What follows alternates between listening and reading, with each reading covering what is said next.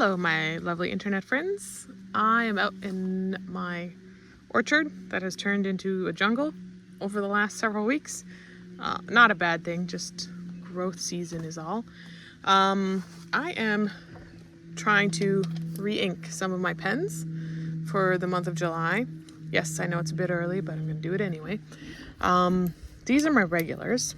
These are ones that I have inked up all the time, regardless. So this is the Kaweco Lilliput in the Colibri colorway. This is the Kaweco Supra. I've just taken out the middle piece here in the Fire Blue. And then this is the Fine Writing International in Swamp Fog. Now, there is a little bit of information online saying this could potentially be Icicle, but when I Google searched it, it told me it was Swamp Fog. So I'm going to go with that until I'm corrected. So if you know anything, feel free to leave a comment. So these ones are going to be inked up all the time. I have them with me anyway. They are what I call my regulars because I use this one for work a lot. And then these two are in my planner. And I like it because this is the extra fine. I write with it regularly. And this is a bold nib, so I can do headers or important dates or make note of something with much thicker lines. And then this one is my workhorse. This one comes to work with me. It is the perfect pen. I have dropped it several times and it keeps on going. So those are my regulars. And then I was trying to decide which other pens do I ink up for fun. Now, I don't normally ink up too many all at once. Woo, there goes the wind, taking all of its things with it. Usually I pick a few, and I figured for the month of July, let's make it a pocket pen month. So I did my other two Kaweco Lilliputs. This is the blue one, and this is the green one. But I would like to make a note here because I wish I had known this before I purchased them. These are in aluminum. And the Colibri, which is the one I got first, is stainless steel. So when I got the blue one, that was the first one I got. I ordered both at the same time. The blue one came first. When I got the blue one, I thought I'd been had. And I looked back on my order, and it was my fault. All the way at the bottom, it said it was in aluminum rather than stainless steel.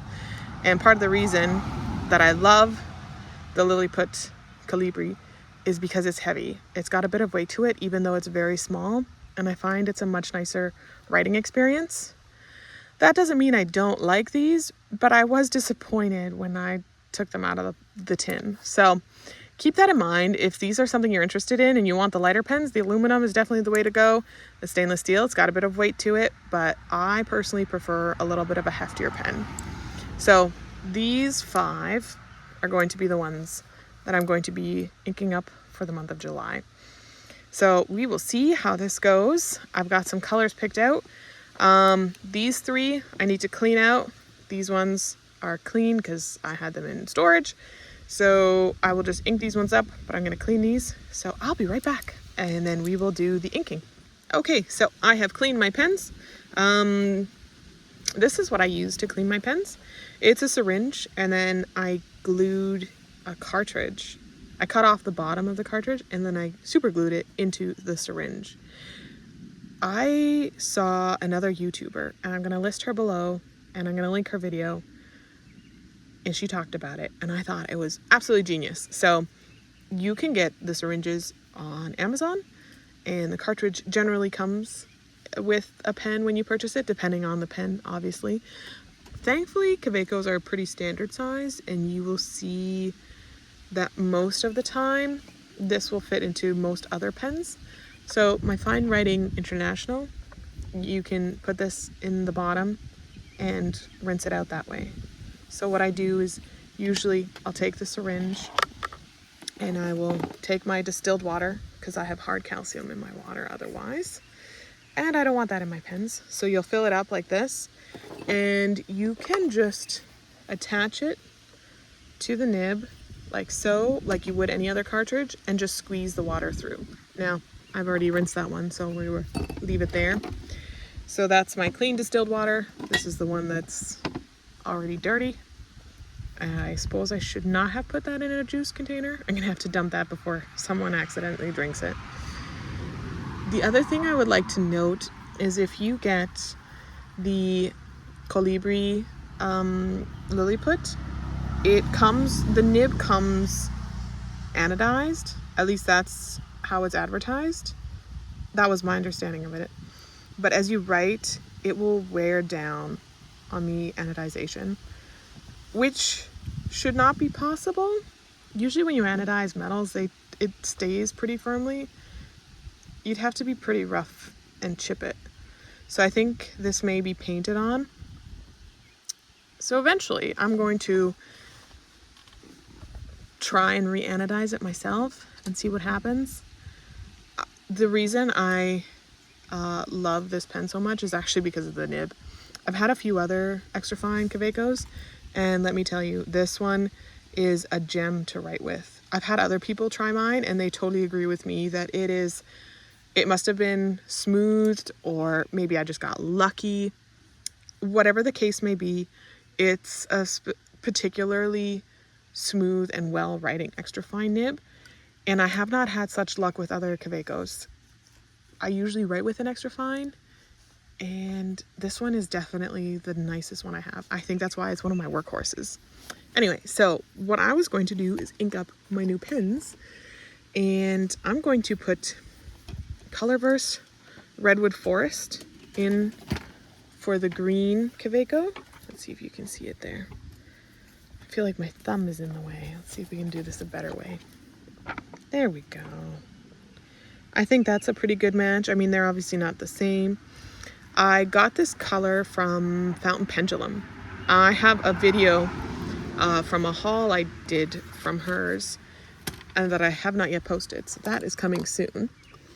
And for my Fine Writing International, the Swamp Fog, I was thinking of doing the Ferris Wheel Press Belle Bouquet.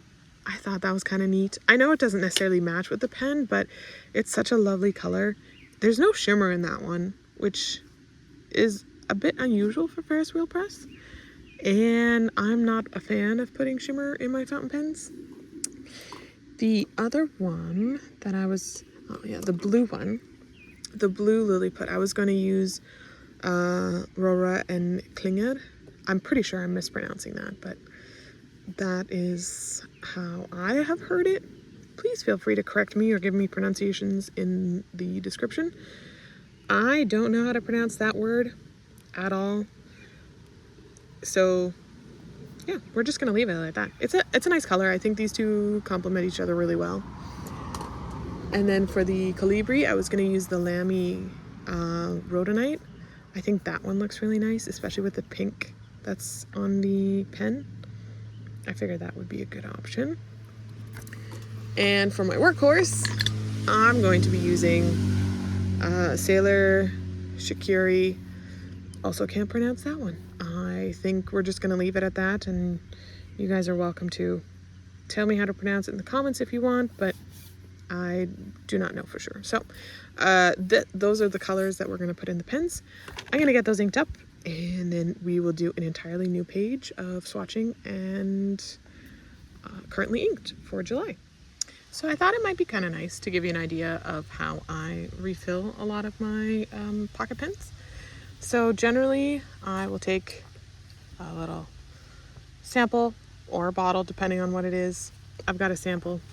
I'm gonna swap it out for this guy, and usually I'll take the lid off first, put it in there, and I don't usually fill up my cartridge all the way. I know you can get converters for the Lilliput pens. I think the plunger folds. I don't know. I don't think it's worth it. I just reuse the cartridges.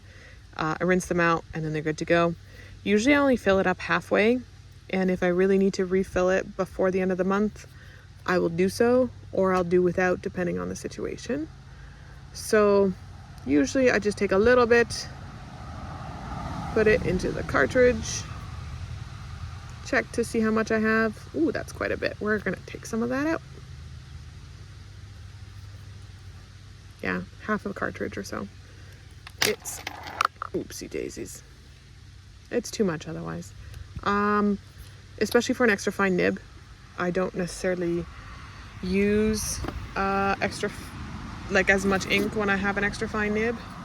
So I don't need that much. It's just too much of a waste. I don't like to put ink back in the sample or the bottle when it's already been in the pen once. I've had one incident of mold, and that was enough to scare me straight. So I don't do that. If you want to, you can. It doesn't seem to be an issue with everyone, but I have a bit of a damp house, so I do imagine that might have played some role, and it's not a risk that I'm willing to take. If I've cleaned it out with distilled water, then just like what I did now, I'll put it back in the little sample vial. But if it's something that's been in my pen for the whole month, nah, not worth it. That's why I do a little less always. Less is more in this case. That's not always the case for everything, but in this case it certainly is. So I'm gonna let the pens gather the ink into the feed, and then we will do a whole journal page on that.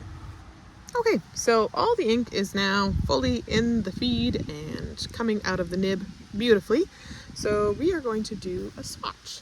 I have a 6-ring, A5 6-ring Kiki K planner that I got many, many years ago. And that is where I store my currently inked. It looks like this. Here, let me zoom out a little. Like so. And yes, I know you can see my tripod, and that is okay. I do not have proper filming equipment at this moment. That is to come later on. I am using Tomoe River Paper, just the plain. This is what it looks like. I have a guillotine, so I just bought this notebook, cut off the stapled end, and punched holes in it according to what I need. And that is how I keep my currently inked cataloged.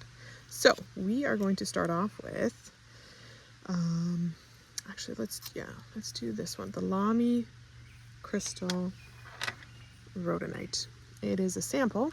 I'm going to use my lovely little Cricut from Fountain Pendulum to keep that safe, because I have spilled ink before and it is truly, truly a tragedy.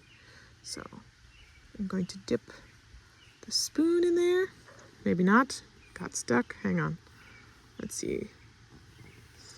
It's not loving it. Okay, no problem. Then we will tip it over just a little and do it like so. The stamp pad, or the stamp that I'm using, is from Everyday Explorers. It's their currently inked, I believe, that has this lovely pattern on it. So it's actually 1, 2, branded name is 1, and pen and nib is 1 as well. So it's a very, very cool stamp set. So let's write this down. I know you can't really see it. Give me one moment here.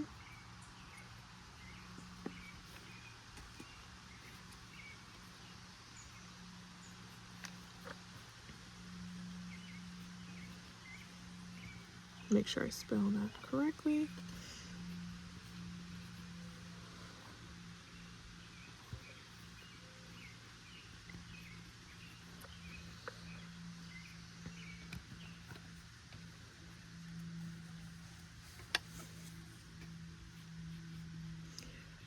As someone who is not a native English speaker, English was not my first language growing up, I find that sometimes I make spelling errors because my brain translates it into my native language first and then wants to write that down on paper, and that's generally not how it's spelled. So I will often double check things just to make sure I'm spelling it correctly before putting it down on paper. And I applaud all of those who learn to speak English as an adult rather than a child, because it is a very difficult language to learn. The rules do not make sense. However, I applaud people who are learning it and who are taking the time to figure it out and doing the best that they can. So I'm there with you. I've had some school in English, so I will say that makes a big difference, but it's not always a luxury for everybody. So bravo to all of you English as your second language speakers. That is quite a feat to accomplish. So congratulations. I am proud of you. Keep trying. If people make fun of your accent, then they're not your people. So just so you know. This next one is the Rohre and Klinger. And you know what? I don't know how to pronounce that last part. I do know that in German, when you've got the little accent above the U, it does change the way you're supposed to say it. But that still does not help me say it properly. So we're just gonna leave it at that. Feel free to tell me how to pronounce it. I do appreciate it when people tell me how to pronounce things correctly, because a lot of times I don't know, and I hesitate often to use Google to help me translate stuff. It's not always accurate. I have witnessed that many, many times. And then it's really nice to get it from the native language speakers of said language.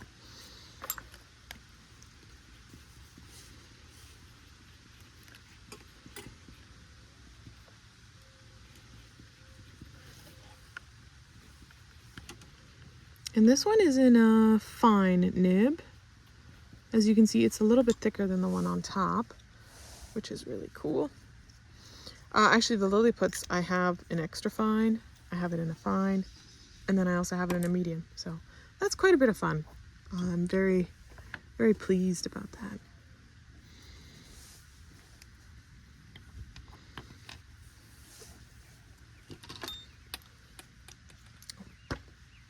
I'm doing things in the wrong order. I was going to write down the name and the brand and the pen and the nib. But let's do this first. We'll do the little swatch. As you can see, I'm just trying to... The bottom end of this swatcher... No, I don't think that's what it's called. I'm pretty sure these are stirring... like drink stirrers, I think is what they're called. I got mine from Fountain Pendulum. I think you can get them in other places, but Fountain Pendulum is Canadian. Hooray! So am I. And I thoroughly enjoy shopping at her store. She has a lot of variety that I would not necessarily get elsewhere. I guess I shouldn't say variety, but items specifically that are hard to get elsewhere. She makes all of these wooden little bits, like that one back there. I highly recommend, if you can, feel free to support her, because it's pretty amazing. This is Sailor.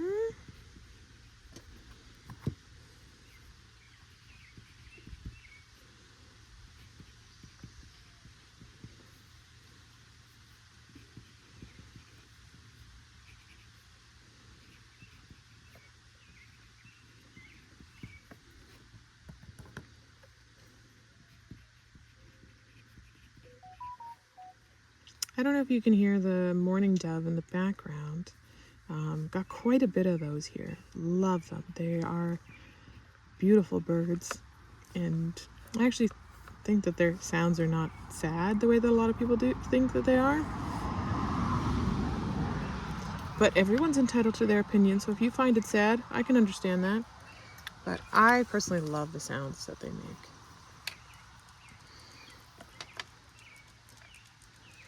All right, next one is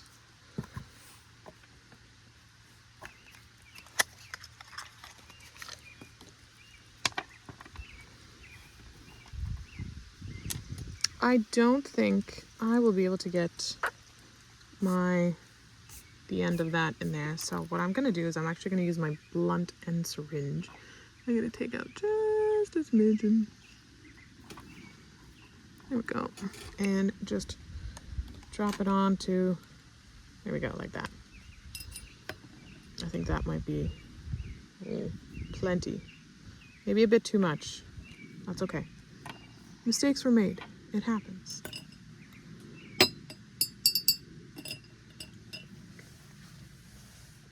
What I might do is trying to find my blotting paper. Oh, here it is. And I'm just gonna see if I can.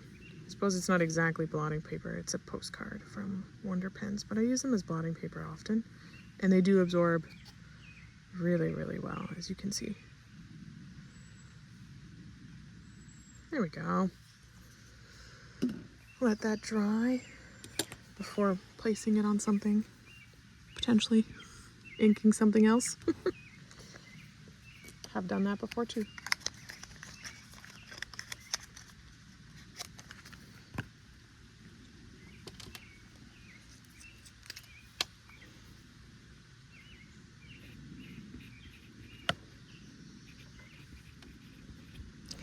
I do know that the redwood forest is probably part of a series. I don't know what it is, so I may update that later once I have had a chance to do a little bit more research.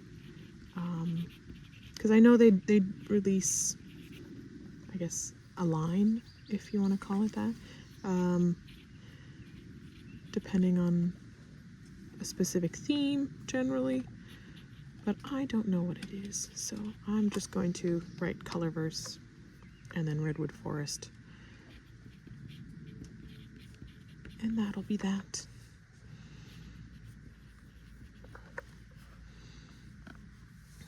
And that one is in the medium nib. I do find that the Kaweco Supra fine nib and the Lilliput green medium nib write very similarly. I'm not quite sure why that is. I do find a lot of times Kaweco's nibs are rather inconsistent. I'm not sure if there's a reason for that. They probably, I wonder if their nibs are mass produced and then machined by a machine rather than humans. I don't know. Correct me if I'm wrong, because I'm very curious why there is inconsistencies amongst the Kawecos, because I have some of the cheaper ones like the Sports, and then but the Supra was a price tag and a bit. Same with the Colibri. So but the Colibri writes really well. The Supra writes really well too, but I find it's very inconsistent when it comes to across the board. Yeah, not sure what that is, but feel free to educate me in the comments if you so wish. If not, I'm sure I will find out this information eventually, because it will nag me, and then I'll think about it, and then someday I'm sure I will go and research it, because that's just how my brain works. All right, so this one is Sarah's. Oh, I got a little green bug. Hey buddy, you can't come in there, you're gonna get hurt. No, you're gonna get stuck. Don't do that.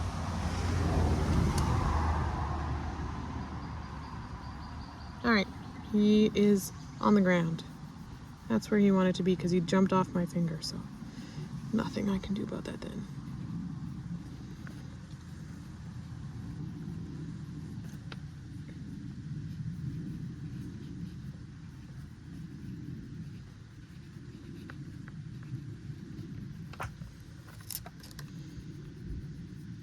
I'm just going to abbreviate this. This is the Fine Writing International. That's a lot of words, and I don't have the space for them. This is the Pen Ket in Swamp Fog. I got it partially because of the name and partially because I fell in love with it. I was actually going to get the white nougat, I think is how you say it. That one was really nice, and I looked online. I was like, oh, that one has my heart. And then I walked into Wonder Pens and I saw this one. And yeah, I didn't even bother with the other one. This one is the way to go. So yeah, let me know if you know any details. I've seen a few people online call this colorway icicle, and then I've seen a few call it swamp fog. And according to Google and what I could see on the Fine Writing International page, this is swamp fog, but I'm not sure now. So, you know, there's always that smidgen of doubt when you see it said differently online. So I've left one blank here because I've had a longing, an aching for another fountain pen. So we'll see what happens. I've been looking at them online, so I have a feeling I may be getting another one, and then I will add that to my July currently inked. But yeah, so these are the colors. The last two, actually the last three are not quite dry, but I like the sheening on the rhodonite. I think that's really beautiful. And these colors are just gorgeous. Anyway, I will have this posted on Instagram with a clearer picture, so feel free to check it out there. And other than that, thank you so much for watching. I know this one was a bit of a longer video. I hope you made it to the end. If not, I get it, but I appreciate you watching anyway.